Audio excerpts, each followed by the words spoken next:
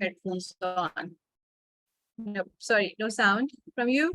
Anyway, hello everyone, and welcome to Sunday Live, where we are going to read story and we'll move forward in the story. It's why I'm saying that move forward because I feel like it's a journey. It's a multi-layered journey for me because not only that we are practicing. At least I am getting an opportunity to practice first to know the story, yes, and be part of the process. Second, that I'm getting an opportunity to express myself without any filters.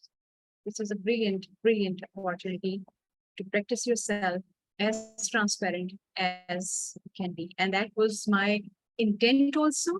That was my dream also, to be in a position where I don't have to prepare myself, where I don't have to filter anything, where my thoughts and where I can articulate what I really want to share with.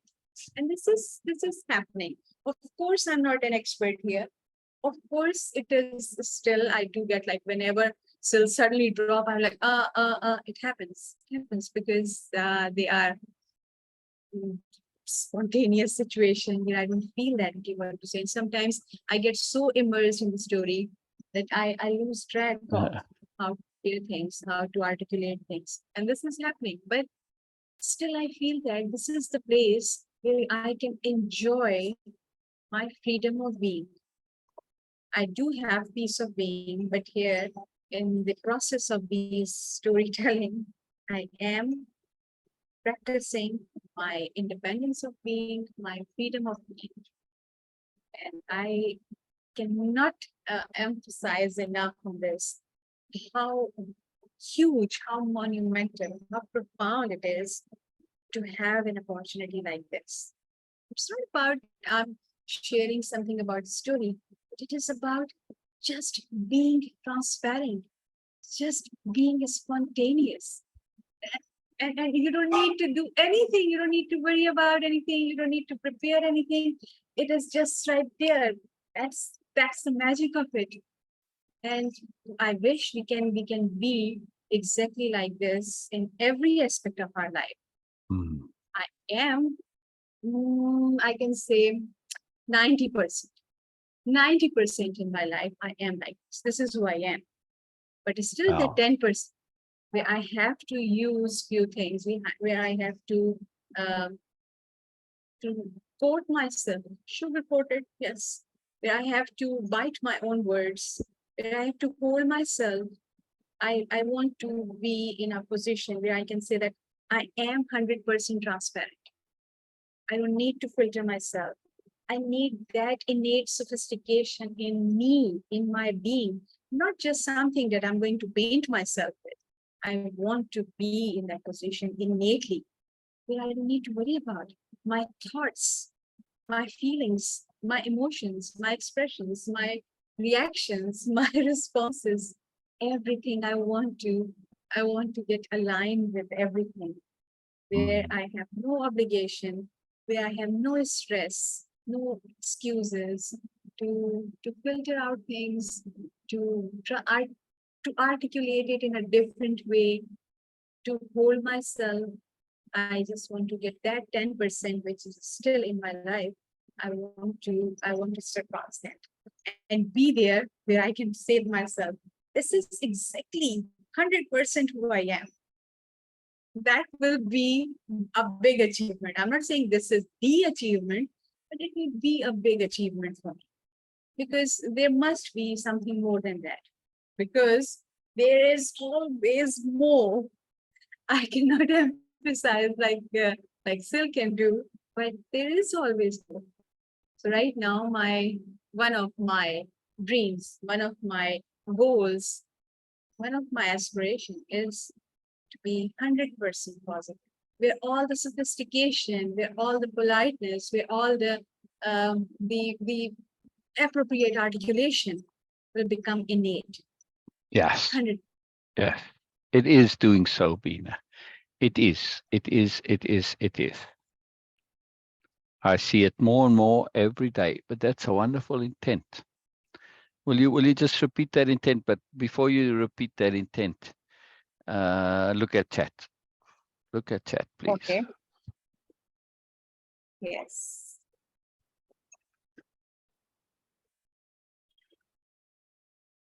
Oh, you mean in the live? Yes, the live chat. Yes, yes, yes. I was Yeah. looking for in the Zoom chat and then in the Oh, messenger. no, live chat. Yeah. Okay. I'm going there and need to mute myself there. It will be tough.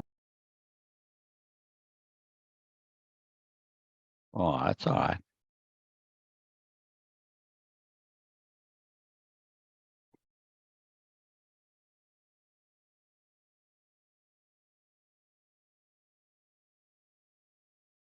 I just want to say hello to Janet and Sher. They said hello. That's what I wanted you to see. Hello, Janet. Hello, Sher. Oh, I'm pleased you're both here. I'm pleased you're both here. Cher said she may join us on Zoom, but that depends on things, and well, depends went the other way. So all good. I'm thrilled you, Cher and Janet. This is most marvelous. Today we are actually going to be going to the very end of this chapter. It's a long chapter, and just I divided it up just where natural breakpoints were, more or less, as best as possible. And there wasn't one. It's long, a little bit longer, not too long, but to go to the end. And that's nice that we're going to go to the end of the chapter. Not that there's necessarily a big climax or resolution, and it's quite an important thing, actually. I was thinking of that beforehand, that because this is about application, and this particular chapter is about Biella doing a ton of things. The main one is she's having a gesture with Comelius, a capital G gesture, and being that which you try despite knowing that your efforts might not make any difference at all and be completely in vain. And this is a very powerful point. Now, we don't know if her efforts are going to be successful, but they might not be. And this is the realness of the issue. Right? And that's very powerful. This is a big deal, right? Because typically in stories, you want happy endings, you want resolutions, but doesn't always work that way. Doesn't always work that way. Right? Yes. Sometimes things just don't go the way we think they're going to go. This is very powerful. This is very powerful. This is very powerful. And this, because the story is about the application of the philosophy, that we see Biella's sophistication here. We see her caring. We see her kindness. We see her generosity. We see her appropriate helpfulness. Yes? Yes. She's sharing in a way that is delicate. We see her capital D diplomacy in action. We're going to see more of it in this particular section today. We are especially going to see this. We are going to profoundly see this. And it's a very, very big deal. Very, very big deal. Very big deal. And also, we're going to see her thinking things through to the end. We're going to see that in real time, right? Real time as it happens. That's quite hard to do, by the way. It's not an easy thing to write. Just so you know. Just so you know. It's quite tricky. It's like writing anomalies. Very difficult. Very, very, very, very difficult. Wow.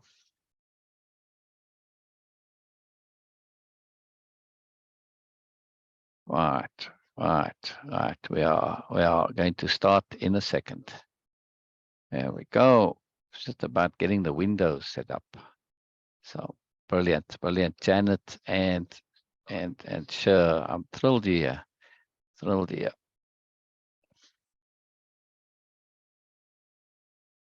There we go.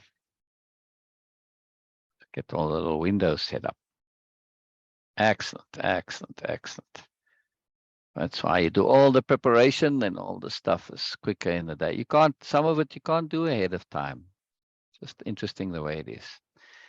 Bina, what is your intent again? My intent is to be as transparent as I am practicing in almost every life here. Why I'm saying almost, because sometimes I'm not here. Whenever I was here, 100%, I never prepared even just a single thought, Wow, nothing, wow, wow. not a sentence, and anything at all. Wow. 100% is spontaneous. The moment you say live, and I said, okay, yes, hello, and welcome, and that's it. This is the whole time I have to share my thoughts. But this is not just that, okay, it's an appropriateness because we are doing lives, and I want to say something, I have to say something. But also, it's a profound experience for me to share thoughts without having any single repetition, preparation, or Exactly, anything. It exactly. is to present yourself as raw, unprepared, Yes, uncoated, yes, unpainted, yes, absolutely yes, transparent, exactly as yes, who you are. yes, Because my thoughts, my ideas, my perspectives, I start sharing without having any idea what I'm going to say.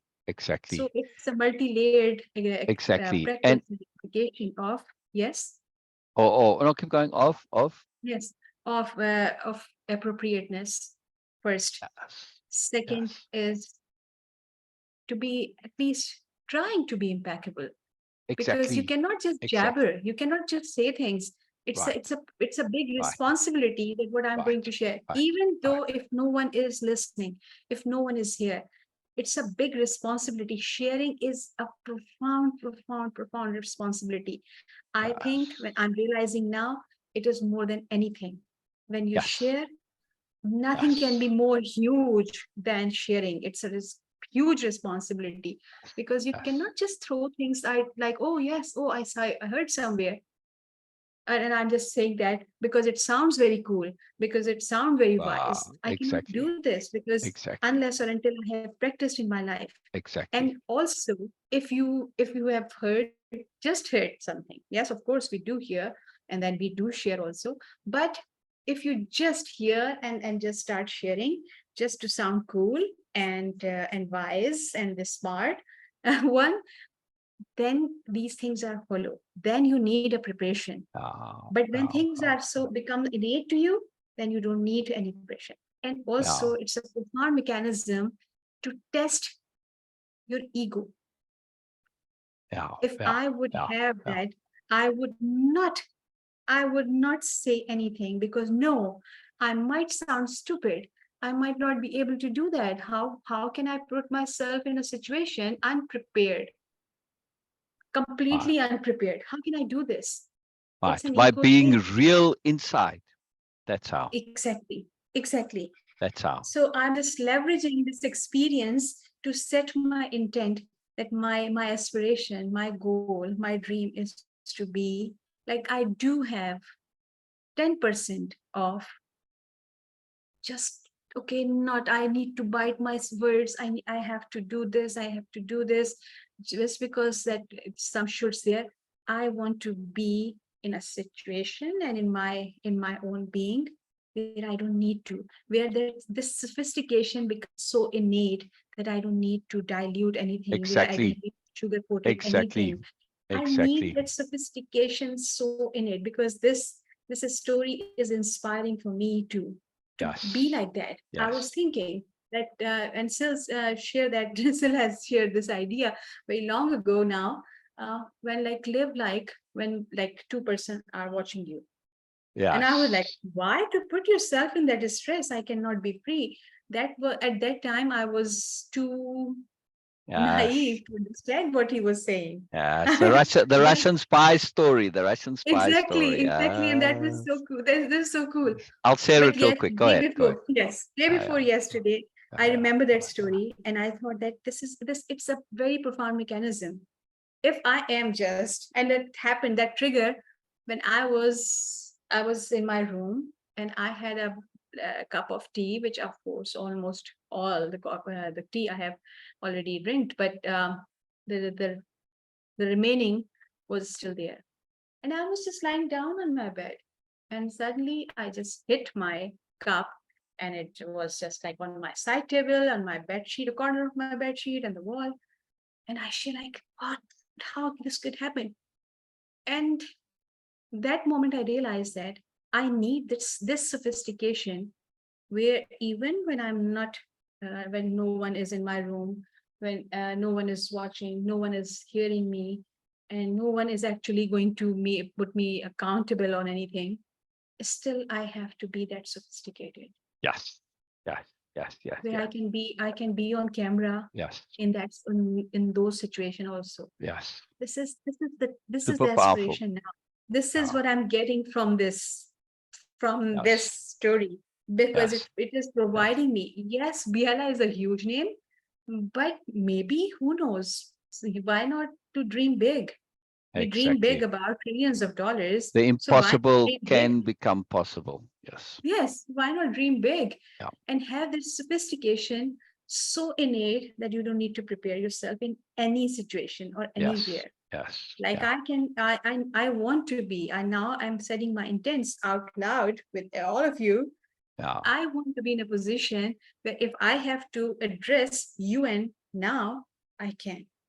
Yeah. And you are. And you are. Real quick, the Russian spy story. This was back in Yes. the 70s. Whenever something happened in the country, the government would blame it on Russian spies. Now, they genuinely did cause trouble, and they still do. Russian agitators, they like to destabilize the governments, and then it makes it easy for them to come in and be influential. But of course, they blamed any trouble on the Russian spies. So this was kind of in the news and in the newspapers, always talking about the Russian spies. And at that time, they also talked about all the spying going on in Romania and Czechoslovakia, everybody spying on everybody else and all this. So it was a big thing. And this grabbed my imagination. So I imagined there's a camera in my corner. Well, they actually didn't use cameras, it was just audio, but nonetheless, I imagined this hidden camera in my corner of my room. Where would it be and all this? And the idea really grabbed me and took hold of me and said, well, if I was under constant surveillance, how would I behave?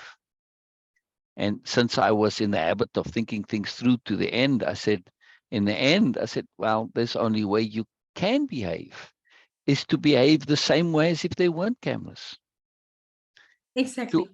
to always be at your impeccable best. That's it. There's no difference. How can there be? If you are acting with integrity, how can there be any difference to what you're doing privately and in? There's no difference, right? You're always acting impeccably. Now, sure, there's some stuff that, well, okay, if I'm doing whatever, picking my nose, I got to do that at some point. All right, it's not necessarily something I want to do in public. That's just a matter of courtesy, not something I'm ashamed about or embarrassed about. Two different things.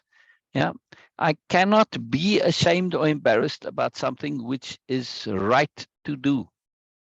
Yeah, and that was the end conclusion. Live your every single second as if you are in the public eye, right? That way you're going to Yes. absolutely practice. It's a leveraging mechanism to leverage our impeccability. And very useful, very useful. And we're going to see this come with Biella in real time. Now, I want to emphasize this again. The entire interaction between Biella and Comelius is a real-time interaction. It's not contrived for the story purposes. The setting is that they're in. Yes, that's a fictional setting. But the actual conversation, you can take away the setting and just have the quoted remarks, right? Comelius says this, Biella says this. That's completely in real time. So all of Biella's responses are in real time, yeah, because this is a real conversation that took place. Now, it's a big deal. Just so that we can see that, Biella is able to act in real time. Yeah. We're going to see, and we're Yes. going to see a lot of things. We're going to see a lot of things. So, hello, Rasta. I'm glad you're here. This is fabulous, fabulous, fabulous. I'm very pleased to This hear. is something I've experienced still, because I shared with you many times that, okay, some of our relatives, close relatives, when we communicate with them, sometimes even elder people, they try to just mimic us, and it in a Yeah, teasing way, which yeah, because they assume that this is how we talk with them only. But actually not. yeah, This is how we communicate with each other in my yeah, family all yeah. the time. Like I'm talking to you, this is how I share with my brother. This is how when I'm talking to Shah, this is how I share with my Exactly, sisters and my mothers and things. exactly, But people exactly. assume that this is artificial because this No, cannot be. But yeah, this is yeah. who I am. No, we And can have still I feel, moreness, right? yes, yes. And that is still I have that 10% where I really want to improve it. It is not like I need to prepare or improve the way I Yeah. communicate with other people. No, the 10%, the remaining 10% is how I communicate with myself and my Exactly, surroundings. That is the exactly, 10% I exactly, have. And exactly, I'm going to exactly. improve that. And if you recall in Way of Impeccability, there's that section, that session, right? Private positivity. It's crucial Yes, that our private way we communicate is absolutely the same as the public. Why? And because that those private communications, this is the emphasis, this is what we said, this is what we habituate, this is who we are and become. So we have to be careful, because if there's a discrepancy, it's going to cause problems. Yeah, that's not yes. not not energy efficient. All right, let's get going. I'm keen to get started on the story, Bina. We'll come back to Yes, all of please, this. please, We'll please, we'll we'll come please. back to all of I this. don't know We'll how it come is. back. It just started. Yeah, Sorry. yeah. No, no, no. It's wonderful. As I'm saying, it's a big topic, and we're going to come back to it, and then we'll have even more fuel because of the story. All right. Will you read the quotes, please, Bina, and then I'll read the story. Okay. A well defined worldview has many benefits, but is also limiting understandings of the new nobility. Wow. Of course, Oh, one strives for truth, knowing that one can know nothing for certain, or so it seems. RFL, RFL. Yeah, very, very interesting name. yeah, yeah, Well no. defined worldview has many benefits, but is also limiting. Yes, because when everything is No, defined, there is no abstract concept there. exactly. And then one strives for truth, knowing that one can know nothing for certain, or so it seems. I love this. There's a Yes. double meaning there. All right, here we go. Let's start the story. Has to play? Yes. No way. Even Calvin, Vulcan had their rebels. That's Comelius responding, where Biella said Ursula was sort of forced to play, but he's making a point that not really, but yeah, it's contextual. Ursula, from a meta perspective, is an example of someone caught in the bubble, thinking their world and them in it is the all. Because they're successful, they get caught up in their belief, in their right knowing. Yes, it's a has to for the goal achievement, not has to as an absolute, but has to in that specific context. Yes, and I guess that's what makes her shallow to me, Comelius added and laughed. Love this voice. Biella didn't react, finishing her last statement. Has to is very strong. Achieving the goal achieving the goal she had would be extremely difficult without utilizing that mechanism. Biella tried to keep from prompting, wanting Comelius to let out what was starting to surface. Comelius smoothed his last remark by saying, "Don't mean to be harsh on Ursula, but just being true to what I am thinking right now." Biella continued her line. She would let it come from Comelius. That's the trap of those types of systems. They catch someone because of the path of most efficient energy usage within a closed contextual loop, of course. Biala went slightly inside her at her clumsy expression, but she'd learned to trust these flows in situation like this.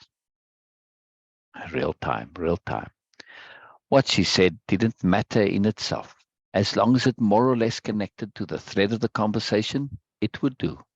Not too clear and specific the aim, the mystery would grab his attention and force it away from Comelius's internal conversation, which was now gradually starting to come out. So let's just say it. For all her accomplishments, all they ultimately did was handicap her, Comelius said. A profound statement. Biella took this to apply to Comelius as well. Biella added, yes, she was somewhat shallow, or seemingly so. The issue with her is that it wasn't her true self then. That's the point of Ursula. Wow. Comelius visibly relaxed and brightened. Good. I'm glad I felt free to think that out. Thanks. There's much more. Her change, was it not because she realized that? I want more like this. Biella let her words tumble out. She wanted to loosen Comelius, to hear what was still in his heart. Yes, her change was because she realized where she was at. But now she's like a baby, behind everyone else, Comelius said. Biella noted both baby and behind. It did not fit Ursula. She reminded herself Ursula just a metaphor now, a stand-in for Comelius himself. He's afraid of being behind. Ursula and Comelius are like characters in Shakespeare. Biella again using third person to ease the pressure. Biella felt sure Comelius, being from a classic intellectual world, would know Shakespeare. He always had a sub-theme running, yes, in parallel. Biella let out a small laugh. It's interesting to see her as behind everyone else. I do, was all Comelius said. I find it fascinating, not disagreeing, just fascinating. I love that. Most interesting. Biella wanted more and was rewarded. She's the club-footed child. We must waste an entire class period celebrating, Comelius went on. Amazing what was coming out, speaking volumes since it so obviously didn't apply to Ursula. Not in any abstract or figurative way Biella could see. Obvious these were internal perceptions or feelings Comelius was having about himself. Biella wanted to make sure no crossover statements which could be about Ursula applied. Biella laughed and asked, I don't know how much joke in that. Ursula is catching on rapidly. She's holding back deliberately. She has no need to show what she grasps yet. Comelius chuckled faintly. A slightly humorous depiction of my actual perception of the case. Intriguing in the extreme, Biella added. Be aware that, because it is you, I am allowing myself to dispense with niceties at the moment, Comelius said a touch formally. Yes, most excellent. Biella matched his chuckle and teased. I was not aware you had them in the first place. Comelius grinned. I take that as a compliment. I am teasing a little bit. Sorry, Biella said that. I am teasing a little bit, Biella said, once again leveraging sobriety. But there's a serious side to it. There's no need to ever have them, the niceties. Rip if you want. Biella laughed. I can use that to explain and justify, to provide rationale and context. Biella introduced these terms into their conversation, hoping they would take hold elsewhere and sprout. Comelius grunted. Well, as in writing, it speaks well of your characters if the reader has strong opinions about them, negative or positive. Biella considered, would this extend to her? Would it speak well of herself if Comelius were to have strong negative reaction to her? An interesting point, she would test if opportunity arose. We react to what is important to us. For me, though, Biella said, I write my life story from an all-positive perspective. That's the world I wish to live in. It's the idea behind the new nobility, especially on Nobelia. But that doesn't mean they cannot deal with adversity or negativity, she added. How to do so is a critical part of their training. Ursula stepped through that door ever so briefly, All the new nobility eventually come to possess the skills Ursula has in terms of personal power politics. They don't use them, but they do learn to understand that system of cognition. It's essential for operating without naivety and ignorance, particularly in the greater arena of our galaxy, and maybe beyond. And it is essential you understand this, Comelius. To understand, knowing, and using is one thing. Using ethically and impeccably, which is essential, is another. Biella withheld saying this to Comelius. He seemed on the verge. He indeed said, "Yes, and I suspect no matter how my ideas may change over time, the idea that the negative is necessary to the positive is a core one for me. Because, of course, it's not just an idea. It's the way I understand the world." Ah, at last, Biella thought. This is significant. A view which would cause problems. The degree of application would matter. Her response would require delicacy. Biella wasn't sure if it was possible here. She was extrapolating the ramifications. She'd try. Dealing with core beliefs was troublesome in the extreme for the new nobility. So difficult to know what precisely was appropriate when dealing with them. Yes, most of the time it's merely labeling. The new nobility understand that, but choose to label differently, she said. Negative and positive equals good. No input equals bad. Oh, that's Comelius. Negative and positive equals good. No input equals bad, Comelius stated. Instead of negative and positive, we could say blue and green or good and better, Biella responded. It doesn't matter, yes, except in how we emotionally feel about one side or the other. The reality stays the same, but our reaction and perception of it is altered. Comelius added, "It is bad to not have negative emotions. I mean to be without them. Nothing kills the positive quicker than killing off the negative." Wow, that says a lot more than it states. More to this, a subtle defensiveness. Biella paused, thinking. To have negative emotions or understand them is not exactly the same as experiencing them or acting on them. That again, not the same as why one chooses to experience them. Here lay the heart of this delicacy, much attached to this idea for Comelius. His entire self-perception connected to it. Via that, his self-worth, a convenient mechanism for him. Biella stopped her train of thought. Attention on an awareness, when focused, becomes part of the conversation, whether one says it or not, especially the clear awareness of a new noble. She didn't want to influence the conversation at all, or as minimally as she could. Important, these types of conversations unfold from within the individual. To have them, yes, Biella started to say, but Comelius interjected, and to understand their value, Biella continued, not necessarily to always be experiencing them. And yes, understanding and experiencing are not required to be permanent, to be a permanent marriage. Comelius added, too much cake kills just as surely as too much arsenic. Yeah, tell that to Marie Antoinette. And here we start the justifications. Oh, sorry. And here we start the justifications. Very good. It's what's needed.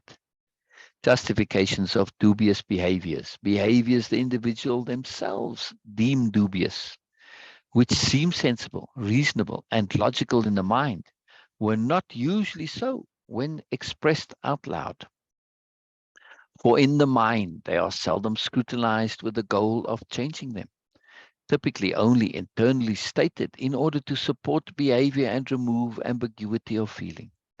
But when they were discussed in such a way where they needed to be supported and thought through, well, That's a completely different endeavor, not particularly fun for those who avoided themselves. Biella had come to love Comelius, willing to do what it took to help him with his internal struggle, as best she could, without meddling or interfering. All she could do was be herself to the best of her abilities, and trust. She would trust herself, trust her greater self, trust her indomitable intent to goodness. Trust her indomitable intent to goodness. Yes. Trust her indomitable intent to goodness. Trust, trust, trust. Yes, the balance for sweet foods is salty foods, not poisonous ones. Biella tried to state this as neutrally as possible. She'd nearly said, yes, but the balance. Fortunately able to catch the but in time.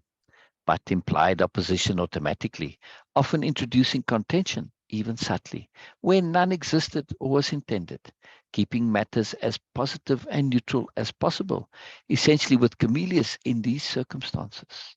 But what constitutes too much for cake and arsenic are quite different quantities, Comelius went on. He's needed but finding its own way out. Excellent. The self-countering arguments are starting. This is good. She would try to keep it going. Biella noted Comelius's emphasized but, how it was directed at himself, not her. Yes, exactly, she said. Arsenic in very small quantities is fine. That's key to the whole thing. Her that deliberately unspecific. It could just as well be referring to the counter-argument to himself Comelius had started. A key to the whole conundrum of Comelius. I would say the opposite of life-giving foods, yes. The key is titration. Arsenic is essential to plant growth and to life, Comelius said. A retreat, Biella noted, into the comfort of academia via the technical. It's where he feels safe. She'd follow his lead now.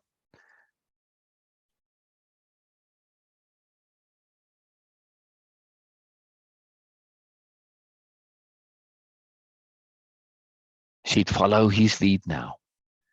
So positive and negative exist and are acknowledged because they seemingly opposite doesn't necessarily mean they get equal visitation rights. There's no need to be spending 50% of our time on each. Yes, appropriate dosage. Biella tried to keep it at least somewhat in a technical frame. Yes, I'm not advocating 50-50, Comelius acknowledged. A small retreat necessary. He'd not stated specifically he was advocating equal proportions, nor would he, and he did not think it wise. But in the way it had been conceptualized, a very real danger threatened of it being expressed, unless specifically understood and stated to be in the appropriate ratios, that those ratios would be overwhelmingly positive with minimal negative. The mind peculiar in this way. One had to be specific and precise, deliberately, to avoid those unintended assumptions and implications. Why so many ideas sounded good internally, but didn't translate into usability. Comelius's earlier stated position, one such. This point, that all is good in appropriate measure, is the bedrock of everything for the new nobility. Ross, me, everything, Biella said, adding, and yes, I know you weren't. I'm just spelling it out for myself in my own head. I have to delineate the obvious for myself out loud sometimes. A good check system, an oft-used technique of the new nobility. Biella did what she believed necessary for Comelius to do. Comelius came at it again. Positivity without negativity, as a rule, is fatal to critical thinking, growth, progress, etc. Too general again. The definitions and labeling of positive and negative left unspoken. Too open to inadvertent associations. Biella felt certain his adamance on the point served to justify a particular set of derived behaviors. Biella felt fairly certain. His adamance on the point served to justify a particular set of derived behaviors. She'd wait. They're coming. Yes, appropriate balance, she repeated. Remember Ulysses, the land of the lotus eaters. Brilliant, Comelius said. Biella paid close attention. She wasn't sure what the brilliant referred to, hoping it would be revealed. Everything is good when appropriately used or considered. Yes, she asked. An idyllic place of no pain, all pleasure. And it was immediately clear to the reader what a hell it was, Comelius said. Biella was surprised at this statement and often expressed opinion, but it made no sense and was internally contradicting. It could not be all pleasure or idyllic if it was a hell, a typical position used to justify or explain negativity. But Comelius had not said it as an example of flawed logic in general. No, he was stating this as his own opinion and belief.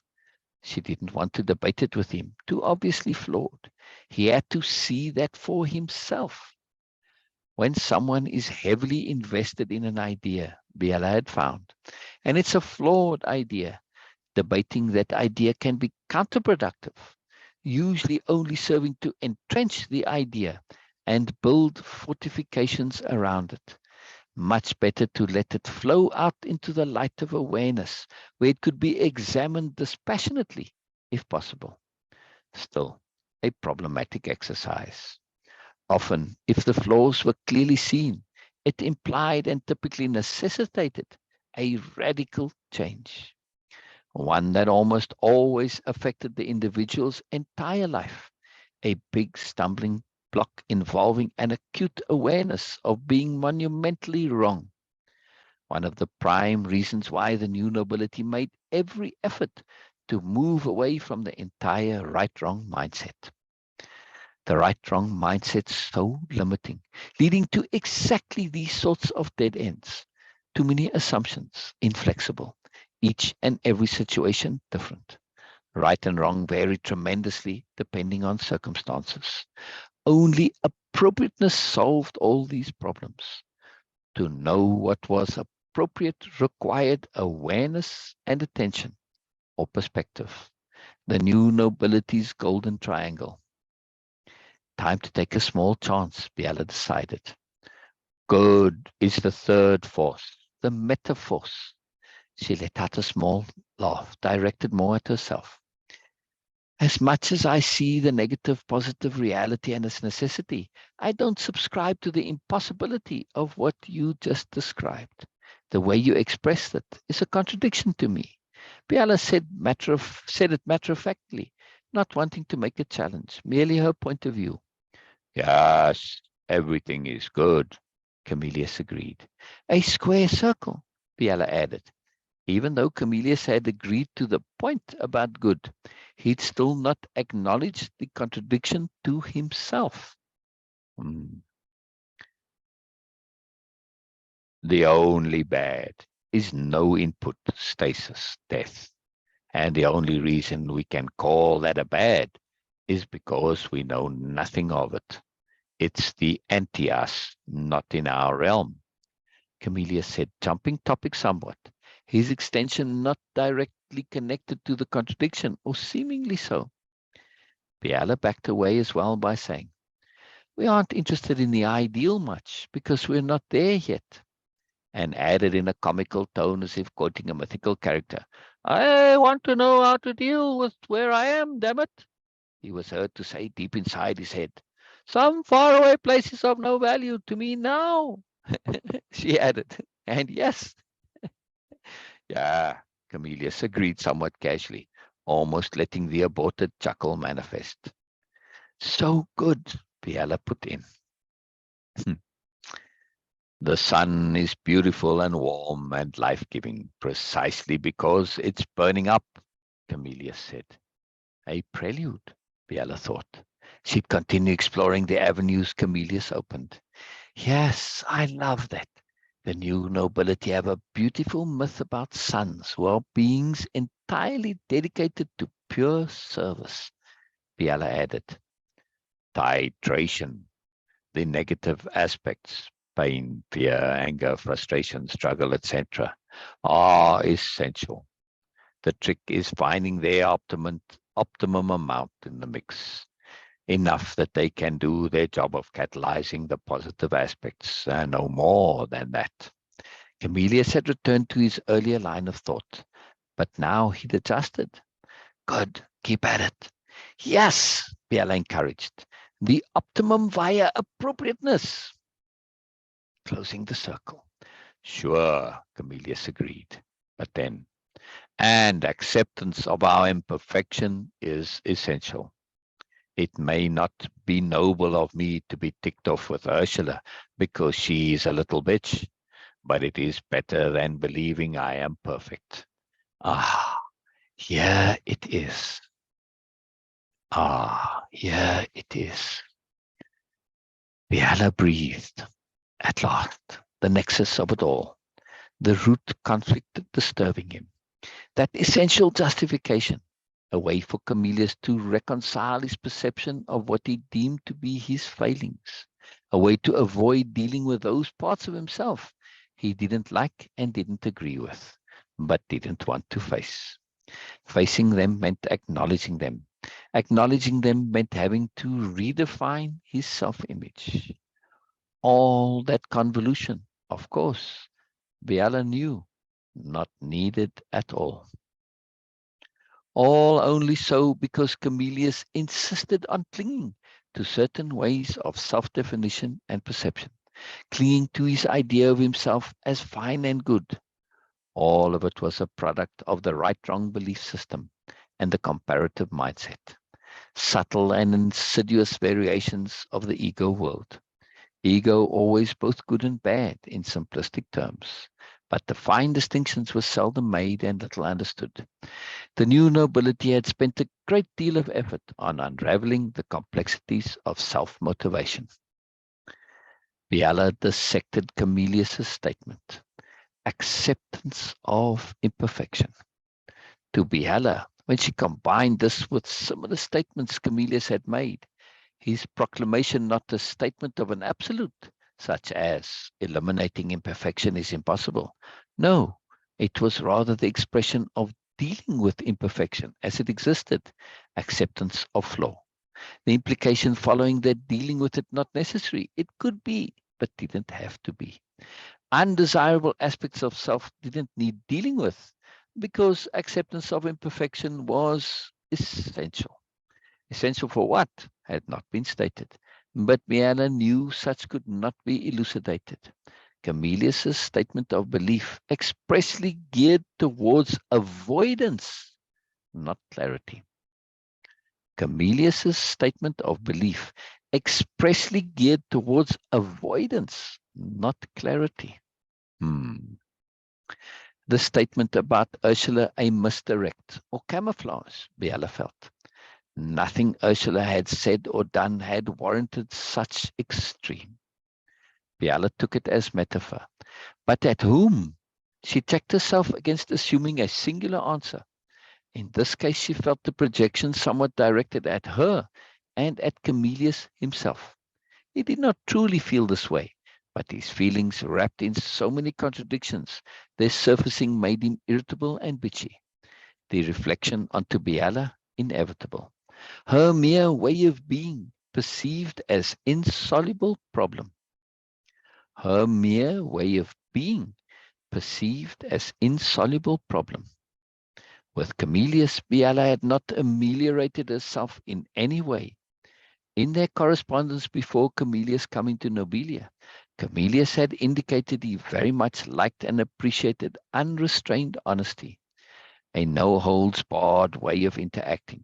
He'd welcomed her fresh and unusual perspectives, but they'd come at a cost. On coming to Nobelia, Comelius rapidly discovered those ideas and perspectives were not merely ideas and perspectives, as they typically were in Comelius's world. Biella actually applied them, lived them, was them, a deep shock of improbability, even impossibility to Comelius. Such proved application not common at all in his world, in fact, unknown, especially to the thorough extent applied by Biella and the new nobility. To subscribe or support a philosophical idea or system in his world generally meant supporting it, agreeing with it, not actually living and applying it. Oh, no, no, no. A kind of group conspiracy regarding implementation. The alignment with the philosophy only ever challenged in the mental realm, the realm of words, ideas, most likely, in debates, discussions, and arguments, not in actual application. Much of classical philosophy, even though it purported to be, was not particularly geared towards application, maybe in the original intent, but the means of presentation making application extremely difficult. The new nobility had made great efforts to translate much of philosophy and knowledge into usable format. Biella reminded herself of what Comelius had said earlier. I find it interesting, your impetus to make things relatable. Interesting because it never really occurred to me.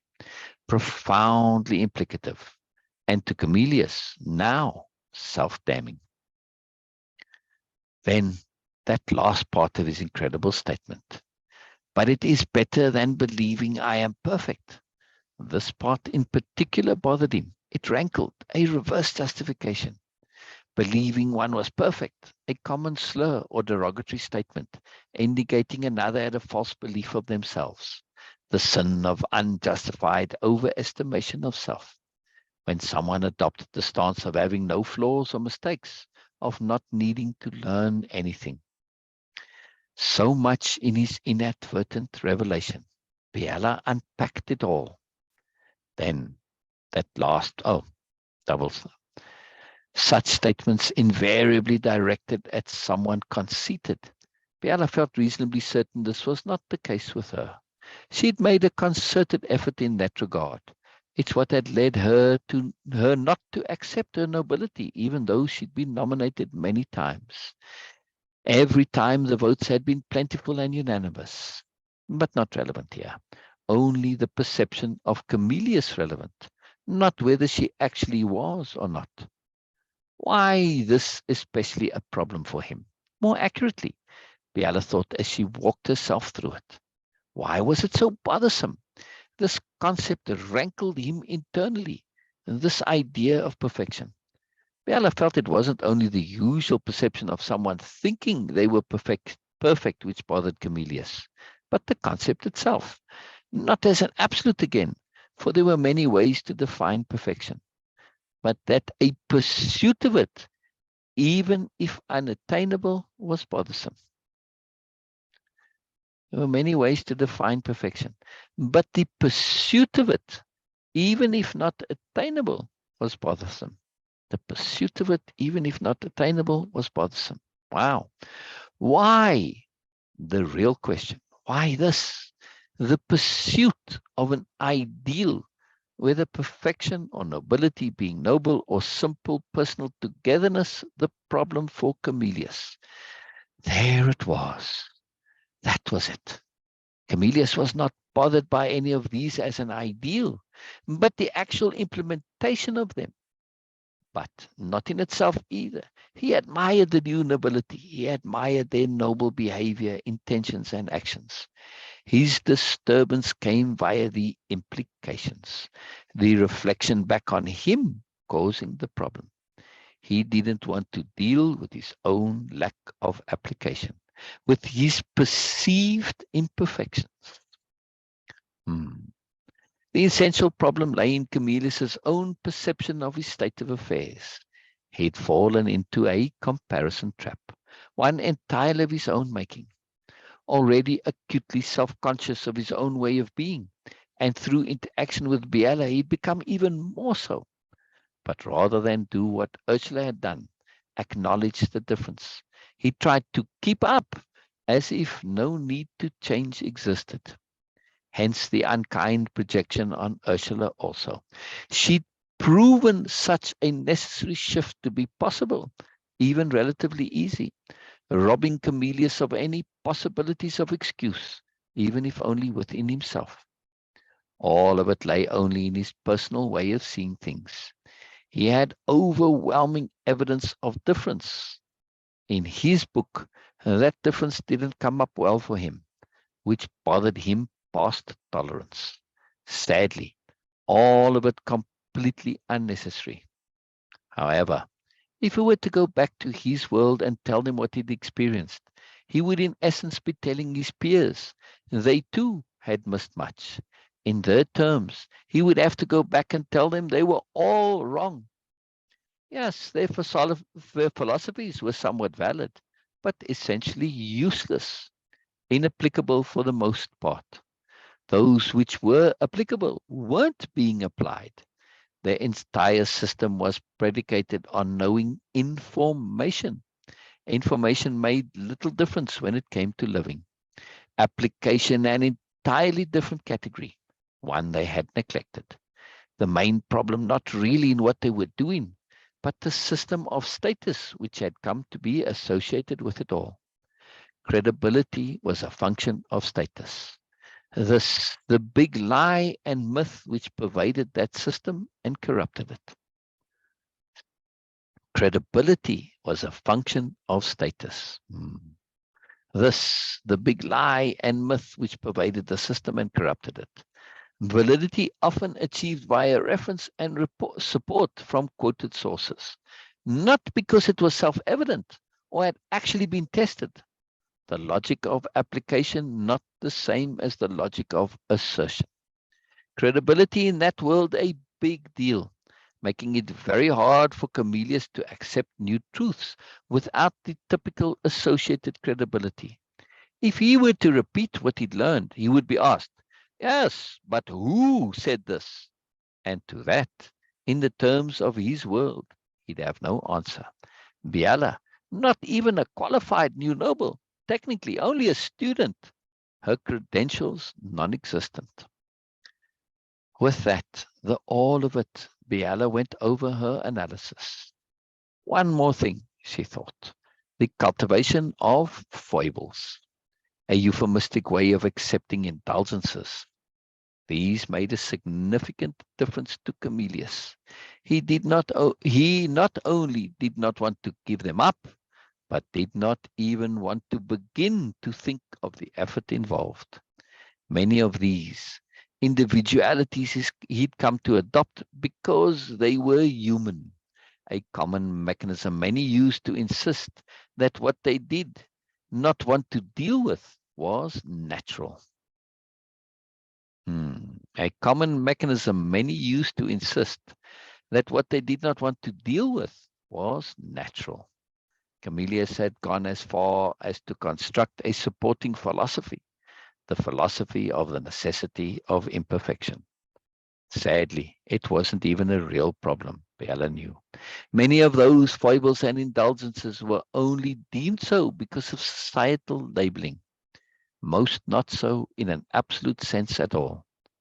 But in the world Comelius was from, a world steeped in conformity, his peers and Comelius would be aghast to hear this, but it was nonetheless the truth. Conformity to an atypical pattern, to some kind of pattern, even if unusual, was still conformity. Completely separated from the typical and standard social conformities, however, with considerable overlap.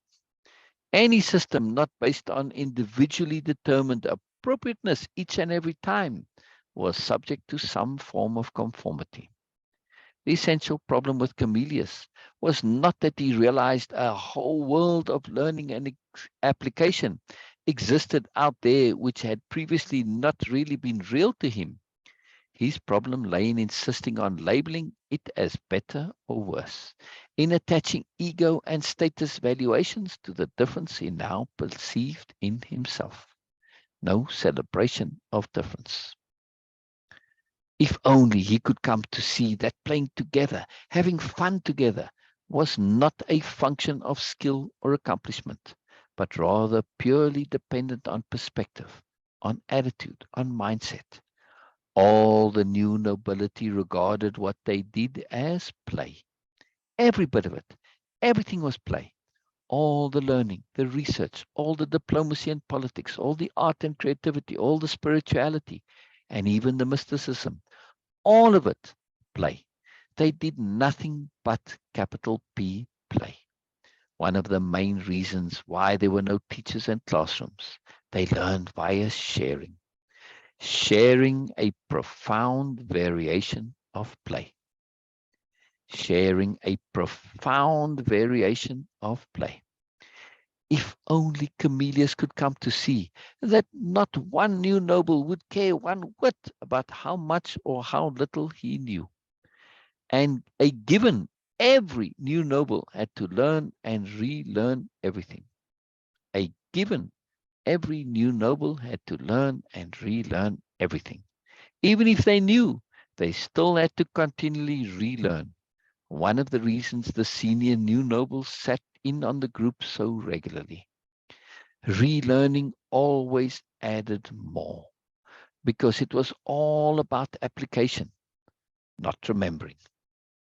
When it came to the application of skills, which is what knowledge became when applied, there was always room for refinement. Even when a skill was mistress, it required practice to maintain that mastery. Thus, the system of the new nobility had no end, and awareness the new nobility dearly loved. Even if a new noble were to come full circle and attained all the possible skills of being, by the time they got to the last one, they would have lost the ability of the first one through lack of practice. A marvelous system of never-ending fun and joy. Not only the learning of profound fun, but also the practice. For it was not only seen as practice, but application. The joy of application.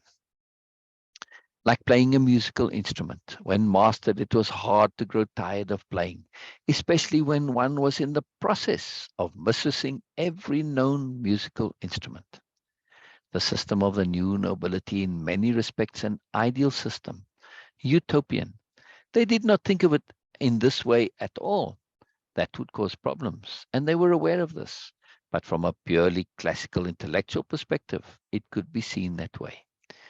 Biella ended the long silence between her and Comelius by connecting back to his statement of, but it is better than believing I am perfect. Yes, better than being the operative, she said. Comelius said no more, for now. More to come, she knew, but wanting the group to be a part of it. Biella, partially resolved, now had clarity. Knowing all she could do was wait for more. And wait she would, as wait she could. Come, Comelius, it's getting on in the day. And besides the registering of myself and Ursula, we have the promise of a tale to tell. She stood up and waved at Ursula, catching her attention right away. They thoughtfully made their way to the admin offices, Ursula catching up to them, absorbing the unspoken. End part 3 of Pursuing Ideals. End chapter 8.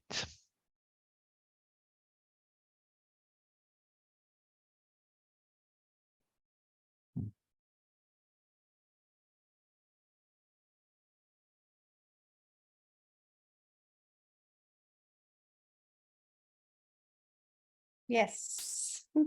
I'm here. I enjoy that. I'm just absorbing the joy of the story. Yes. There's no resolution, but yet it's joyful. It's real. There's no resolution. There might not be, right? But Biella is resolved. That's a difference. There's no resolution for Comelius yet, and there might not be. We don't know. But Biella is resolved. And it's an important difference to understand. We can be resolved about something even if the thing itself is unresolved. because she's done everything that she can. She's understanding, she's aware, she knows now her task is to wait. That's it. To be there for Comelius. She's resolved. Yes. She knows what she has to do. She has clarity. She understands. Acceptance, says she. Yes, yes, capital A, acceptance. Acceptance of the entirety. Acceptance that some things are outside of our control, outside of our abilities. You have to leave them be.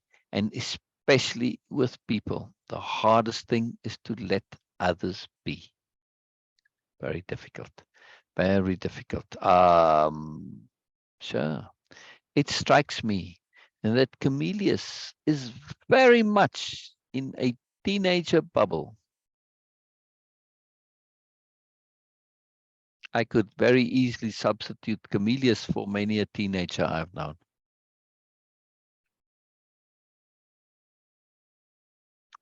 Same mindset, same thinking, same conundrum, same problem. Yes, yes, yes, yes, yes, yes, sure. It's very powerful. It's very powerful. Very powerful. Very, very powerful. Very powerful. It's a profound thing. And, Biella's way in which she deals with this, she says, yes, she responds to what he says, because she can't not respond, because then his sharing is going to die. Because you can't share when somebody's not interested, not responding, not listening. So that capital H hearing necessitates that she gives some response. However, she has to show that she is interested, because she is. That's key. You can't show you're interested and not be interested. You have to be interested. It has to be genuine. So she shares her genuine interest. However, in a more usual conversation where somebody's not in crisis, she'd add a lot and she may end up saying a lot. But yes, she says little, but she's just always responding to Comelius, adding, showing that she's interested, showing that she's listening. This is her intent, not to further the conversation in itself, but to further the scope and space for Comelius, for things to come out. So her comments aren't geared at extending the point itself. They are geared at extending the space that she's created for his sharing, that receptivity, that openness, that yes, yeah, you can share, yeah, you can dump, yeah, you can do whatever you need to do, whatever that happens to be. So slightly different intent there. Right. And of course, that intent, that openness to hear more, I want to hear more, I want to hear more, without directly saying like an interrogation, right? Like what's going on, right? Because that too can be limiting. So it's a very subtle balance between having a real conversation and between opening the space for a one-sided conversation. On the surface, it seems like it's a two-way conversation, but in actuality, it's one way. It's all Comelius. Yes. All Comelius, making space. Yes. She continually makes space for him.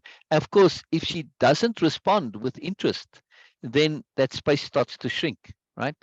And eventually it will close and there'll be no space for him to say. If somebody was just sitting there listening, like you see some therapists, yeah, they like kind of stony faced and they don't really respond. They have no feedback. And then the person like, they feel like they're imposing. All right, they're paying the therapist, so they tend to keep going. But it's not an ideal way of doing things, because it kills the motivation to share, right? So her interest, and she does tweak his side that does want more conversation. That side now is connected with his side that needs to share, right? So the two work together, and the one motivates the other, and they all work together. So it's a very subtle dance of the internal motivation and also the rationale and justification for Comelius to share. Now, this rationale and justification has many levels here.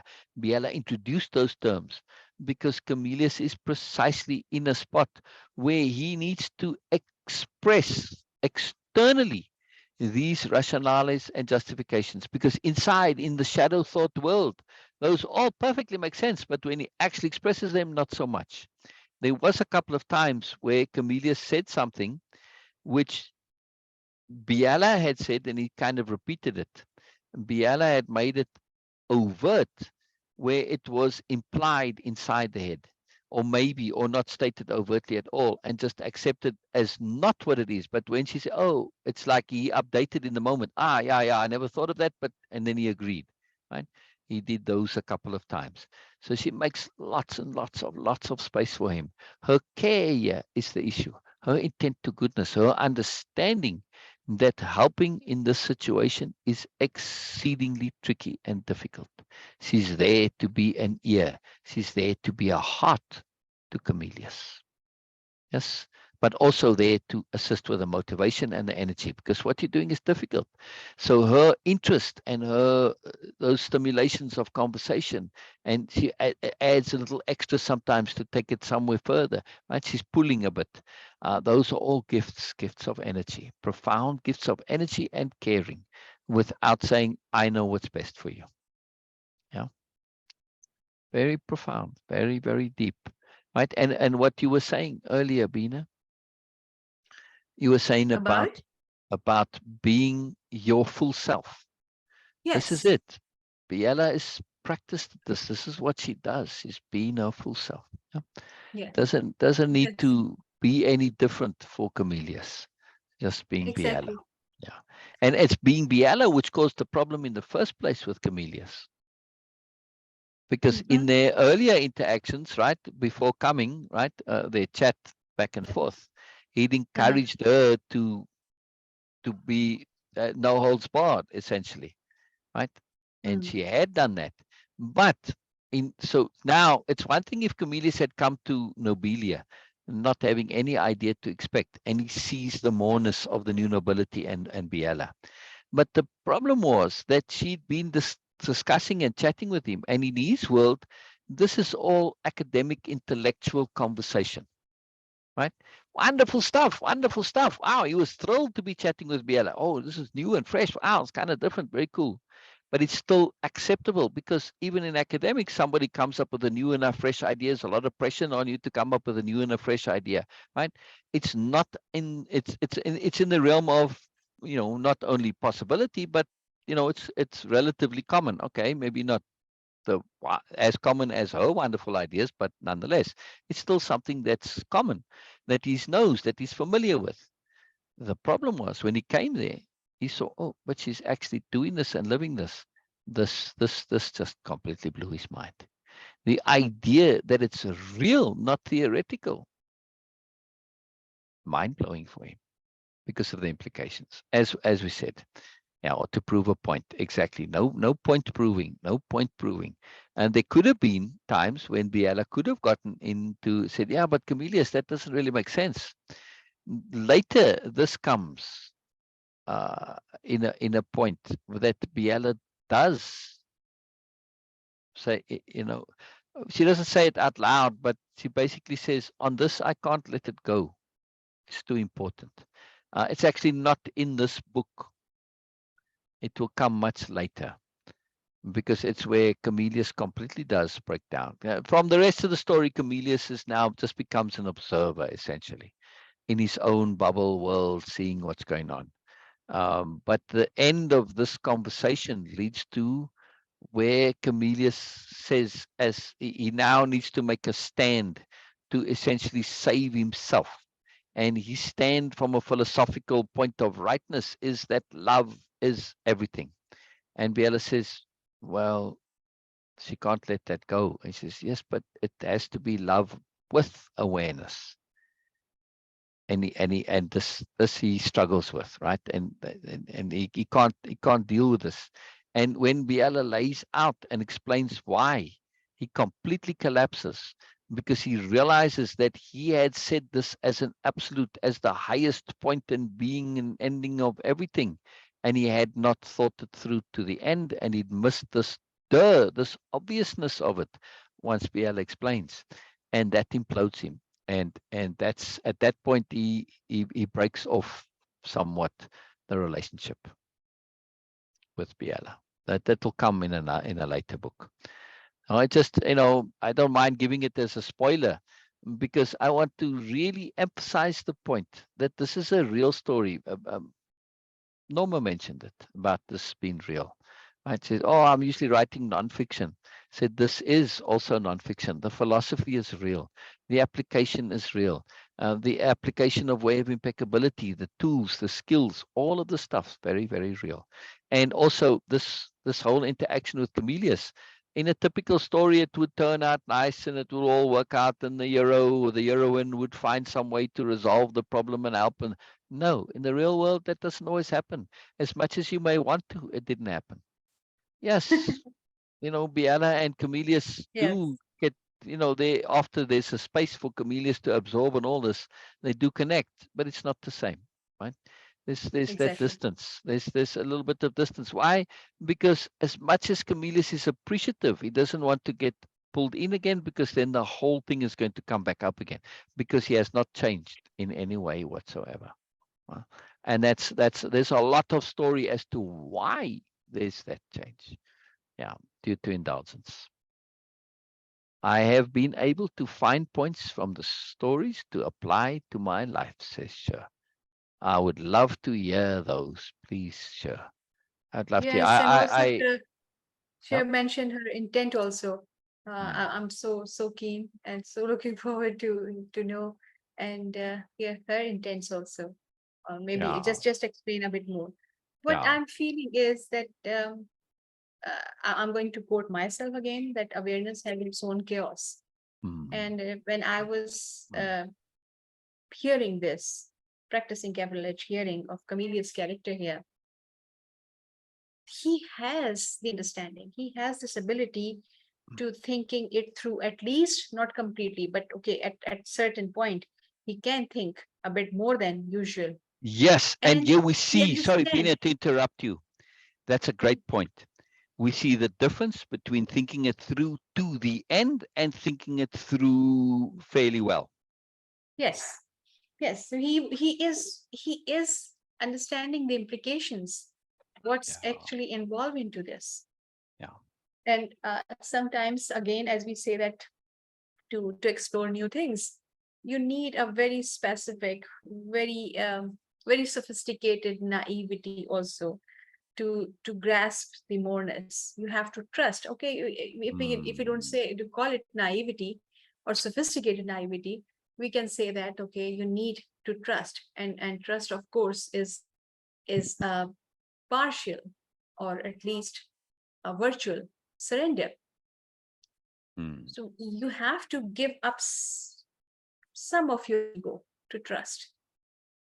And Yeah, when a person has this understanding, this ability to understand the implications involved into that, at least some of implications, then they become scared of. And this is what Comelius is experiencing. But he is not considering it as okay, it's a fear.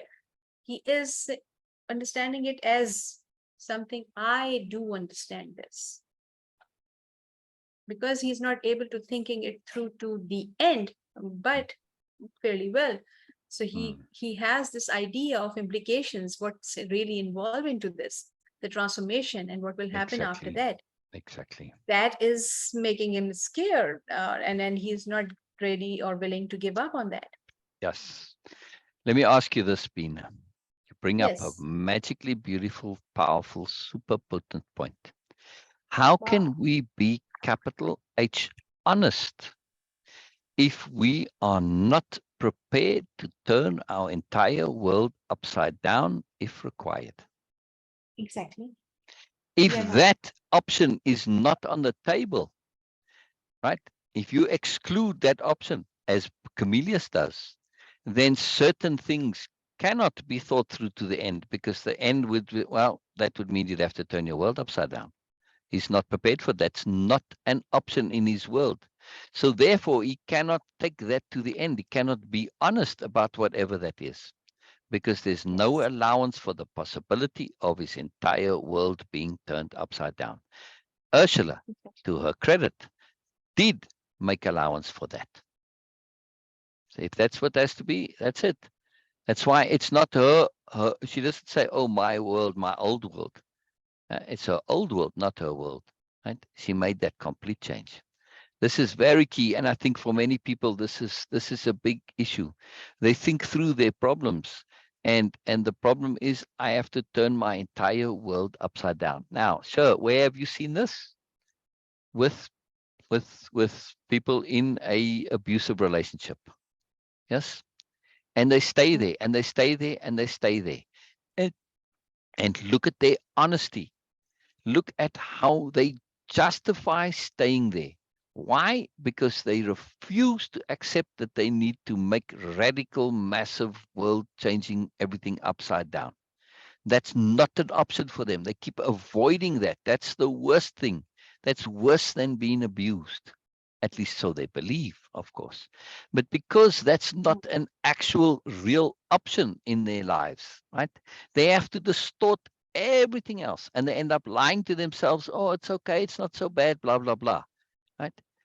That's what I'm saying. You cannot be honest, fully capital H honest, if we don't make space for radical world upside down turning change. We're not prepared to do that. Sorry, you cannot be fully honest. Does that make sense, Bean? It's the point you bring up in what you were sharing, or that came from it. That came from it, yes. Yes. What Because does I Cher was not say? thinking it. Yes, okay. I was not thinking in this way. But yes, it's a big question about self-honesty.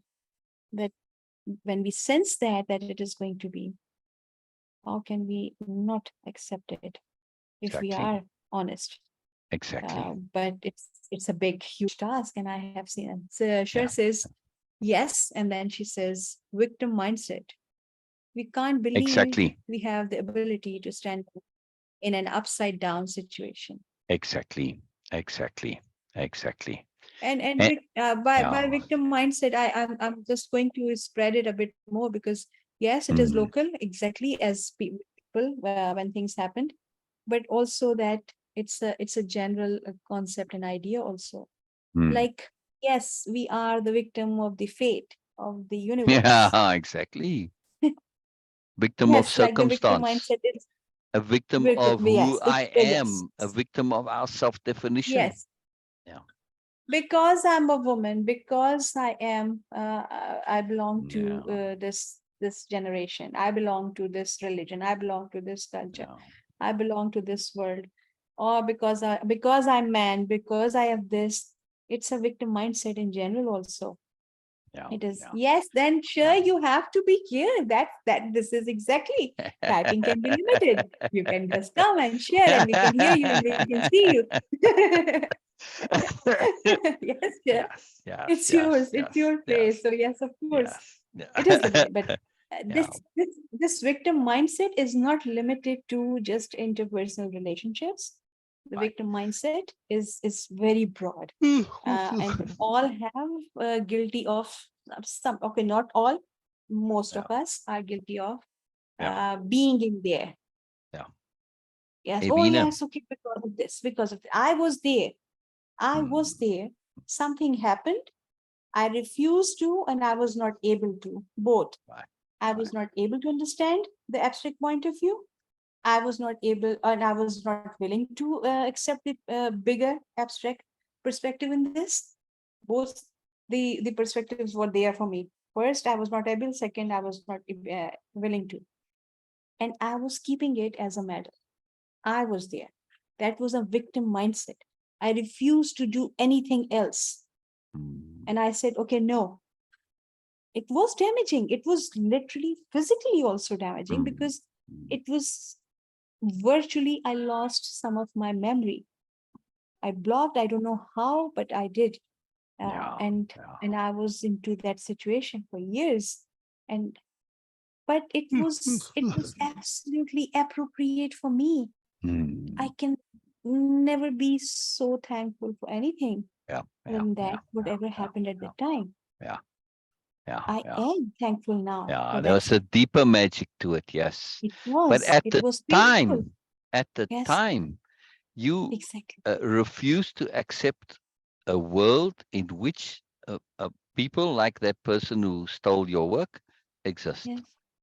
See the It was honesty, for the honesty. okay. That was first. It was not even my again my idea that one can do this. That was like naivety. Exactly, You can say exactly. obliviousness, It was an whatever. It was impossibility.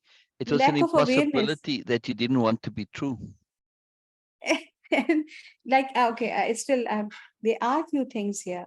I shared with one of my friends that we have a system here where people pool money every month, a small amount of money, whatever they decide. Like, okay, I'm going to just give $100 a month, and everyone is also, and like 20 people together, and we have $2,000. And one of the 20, one of the 20s, will get that every single month. So they can use it, utilize it in whatever they need. If you want to do something, people do that for Eid, like Yeah. Christmas, or they have to do some big shopping. I'm just giving you an example. And Yeah, it's a yeah. common practice. Mm. Cousins do that together, neighbors do that. Even shopkeepers in the market, they say, okay, yes, we have also.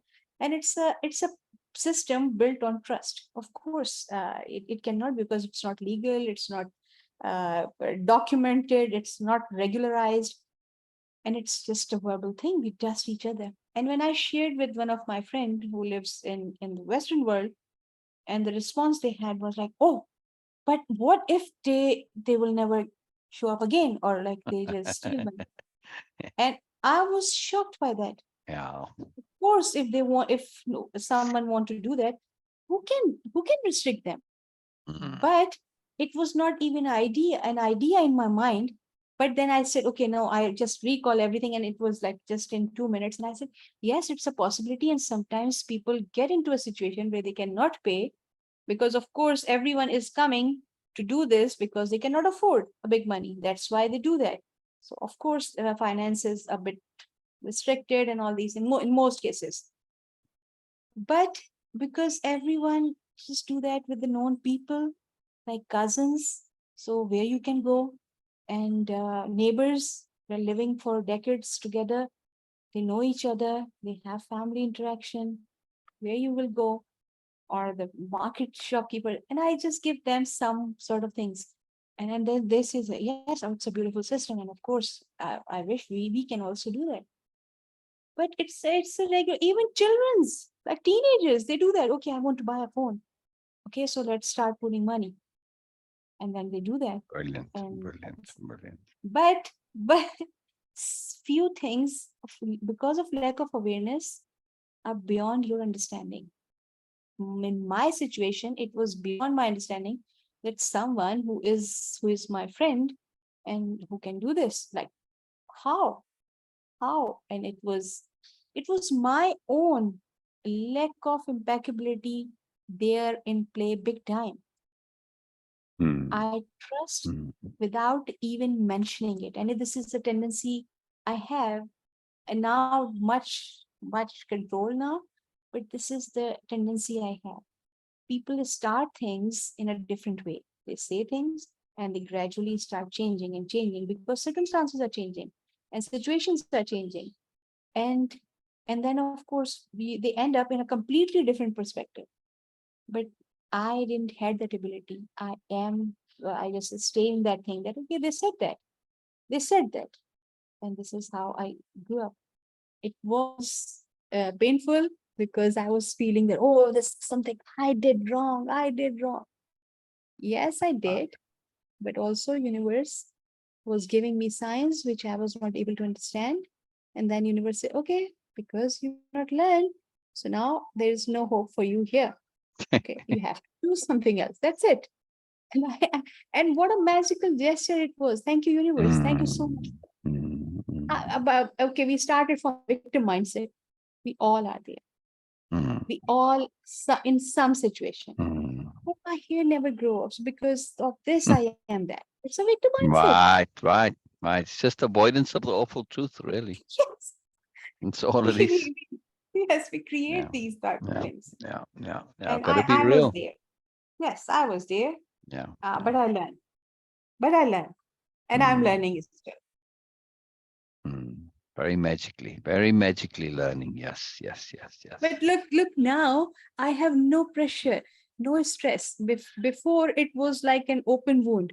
Whenever you will ask, you will see me crying, shedding tears, crying, sobbing, and all that. Oh But my God. now it's nothing. Now it's It a is joy and a gift. Exactly. It's completely out of my system. And I was like, yes, now I can see a bigger picture. Now I can see multiple perspective into that. Now I can see the moreness. What Yeah. would be the other side of the story? Who knows? Okay, Yes. well, it But is who obvious, wants but to know either? exactly. Some things we Yes. don't want to know. Yeah. Yes. But I'm just saying that, okay, there is always more. Oh But I yes. was Oh too yes. blinded. Oh yes. I was too blinded with Yeah. unawareness Yeah. and, of course, the victim mindset, and of course, for some other reasons. So I was not able to. But now it's like, okay, okay, that was a story. Now I want to. And I was keeping it as an excuse. Why I'm not doing anything? Because this happened. Why I'm like this in this situation? Because of that. So it was always an excuse. Now I'm laughing at myself. I can laugh that, okay, yes, oh, like, okay, I spent years into this, taking it as, carrying it as a medal, or someone did Yes. something wrong. Otherwise, Yes. I would be that, I would be this, Yes. which I could be.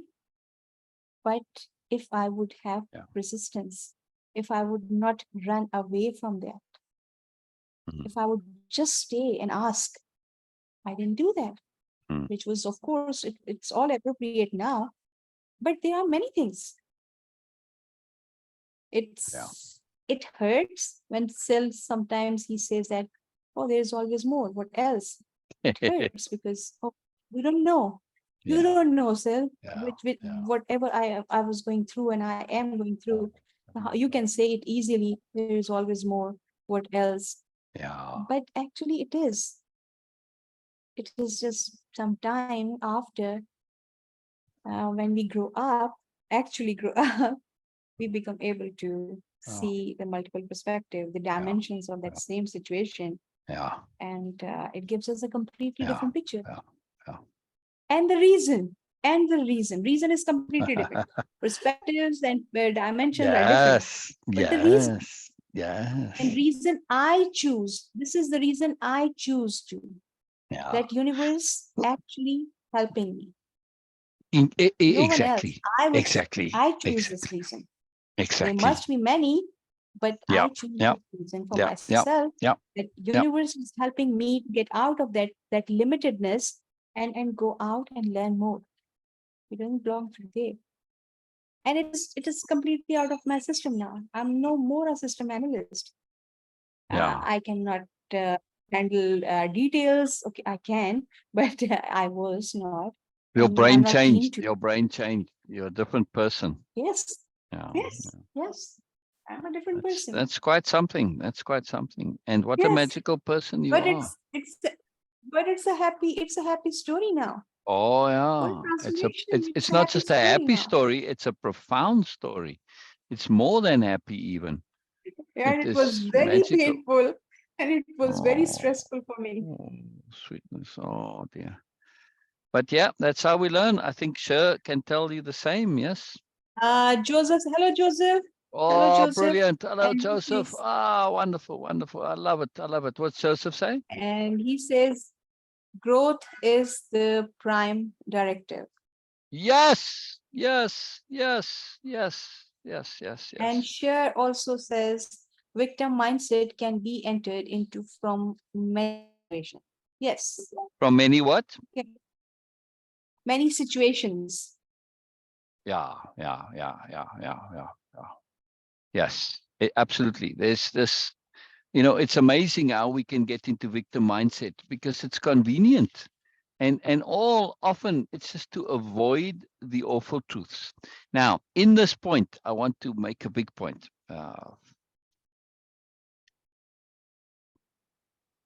One second. Brilliant, brilliant. I think Norma got back from her day and she's gonna come join us. That's wonderful. I'm keen to hear from Janet too, by the way, and from you, Rasta. Say. Brilliant, brilliant, brilliant. Keen to hear from you guys. Keen to hear. Convenience, yes. Now, in this avoidance of turning the world upside down, so often it is about effort. Yeah, just there's a lot of effort and uncertainty, right? The unknown as a negative.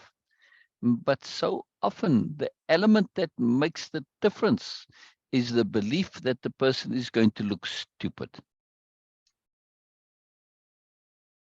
They can't do it. They can't do things which they know are going to make them look stupid, at least so they believe. Right? They're convinced they're going to end up looking stupid and they can't do it. And what a limitation. So they end up being in a horrible situation. They don't want to change because they're more scared of looking stupid than they are of physical abuse and whatnot. Incredible. It's really sad, but that's the reality. Yeah, love is awareness. Absolutely. Absolutely. When it's done with awareness, it becomes awareness. Exactly. Exactly, Janet. Growth is the prime directive. Absolutely. Absolutely. Absolutely. Just too magical here. Absolutely. So magical, the comments. I just love it. I just love it. Now, I do want to make another point here about Biella and Comelius. That Biella is a somewhat extreme example of the practice of a skilled practitioner of capital H hearing, which is what this chapter is very core, right? Yes, it's lots of superiority paradigm stuff coming in it, but essentially this is all about capital H hearing, and it's called pursuing ideals. If we are going to pursue them, there's a lot involved. Yes, and for Comelius, he doesn't pursue his own ideals, and he does so for nonsense reasons, like not wanting to look stupid, like not wanting to give up his indulgences. So there's a lot involved here.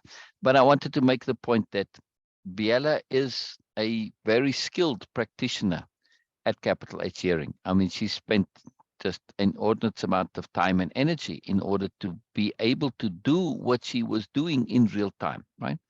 And it's very sophisticated. However, this doesn't mean it needs to put us off from doing that. Yes. Oh, I can't be as skilled as Biella. No, you don't need to be. You just need to have the appropriate intent.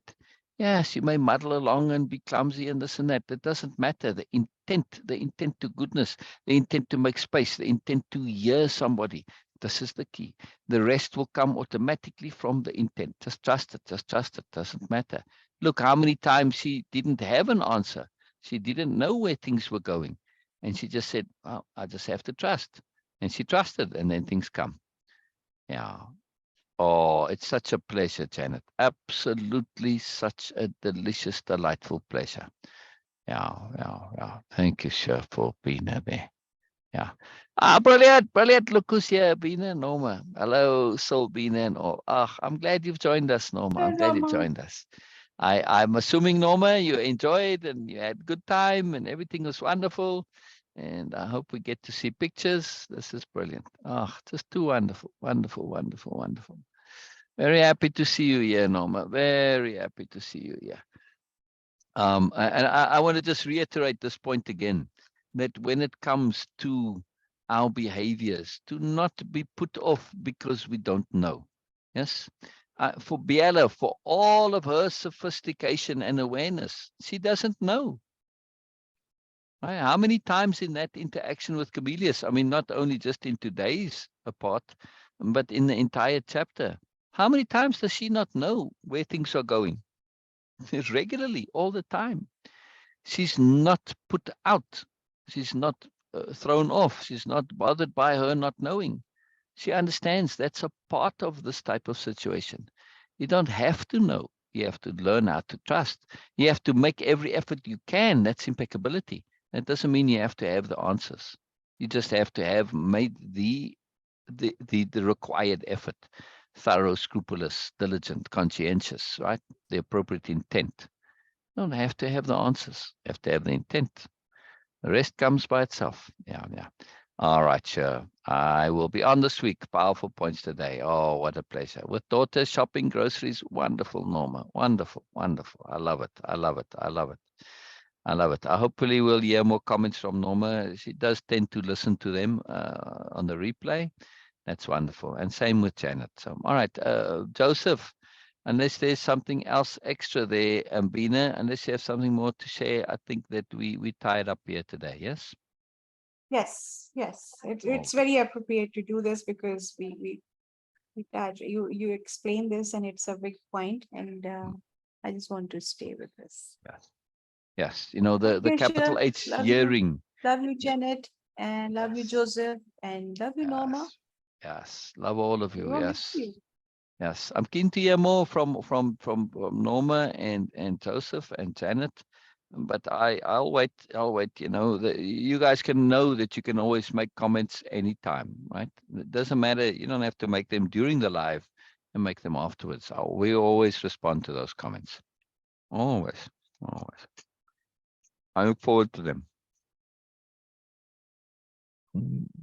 That didn't taste good. Okay. Oh, It's something that says didn't thank taste you, good. Tina, and thank you, sir. Yeah. Okay. Okay. Bye for now. Bye, everyone. Yeah. Love you, Norma. Love you. Bye-bye. Yes, so cool, so cool. I love this. I love this. Keen to hear more. Keen to hear more. A very powerful chapter. There's a lot to Yes. it, right? Lots of layer, lots of Yes. nuance. The key point to me is Biella's intent to goodness, her deep, deep caring, right? She doesn't care and express it in maybe some ways that others would. It's very subtle, but it's there. And Comelius does feel it, and he is a bit overwhelmed by it. He doesn't know exactly what to do with it. Yeah. Very powerful. Very powerful. All right. I love it. Love it. Love it. Love it. See you all next time. Tomorrow we'll go into more detail. There's a lot of the section to come. Lot Yes. of detail. Bye for Love it. now. Love it. All right. Bye-bye, everybody. End meeting for all.